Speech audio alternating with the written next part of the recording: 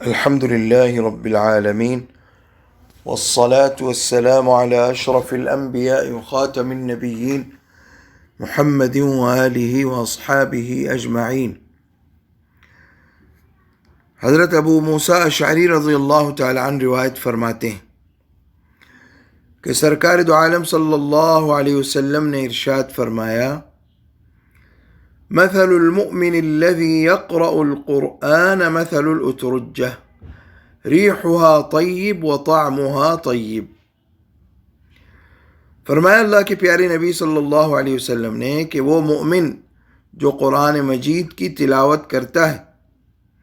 قرآن مجید کو پڑھنا جانتا ہے، اس کی مثال کیسی ہے؟ جیسے اترجہ ہے۔ اترجہ ایک پھل ہوتا ہے، اس کے بارے میں فرمایا ریحھا طیب و طعمھا طیب، اس کا ذائقہ بھی نہایت عمدہ ہوتا ہے اور اس کی خوشبو بھی نہایت عمدہ ہوتی ہے۔ مومن جو قرآن پڑھتا ہے، تلاوت کرتا ہے، تو اس کا کیونکہ ظاہر و باطن اچھا ہے، دل میں قرآن پر ایمان ہے اور زبان سے قرآن کی تلاوت کرتا ہے اور قرآن مجید پر عمل بھی کرتا ہے، تو اس کا ظاہر و باطن سب عمدہ ہے، ظاہر بھی عمدہ ہے اور باطن بھی عمدہ ہے۔ پھر فرمایا مثل المؤمن الذي لا يقرأ القرآن مثل التمرة لا ريح لها وطعمها حلو۔ فرمایا کہ وہ مومن جو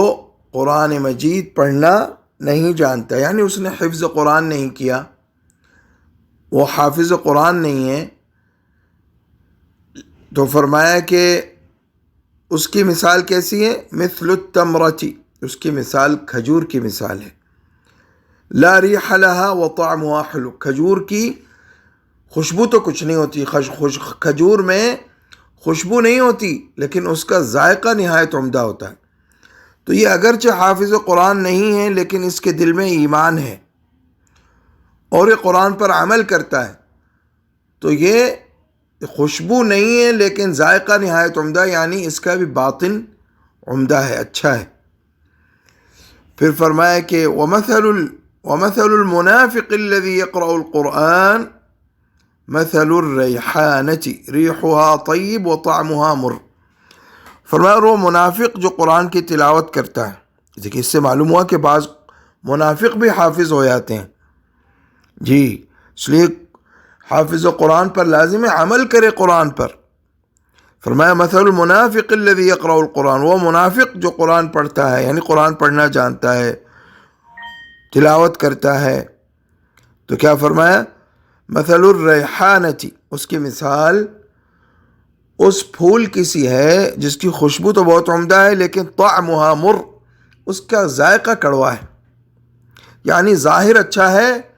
باطن خراب ہے اس منافق کا۔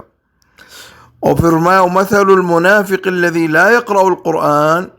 كمثل الحنظلة، وہ منافق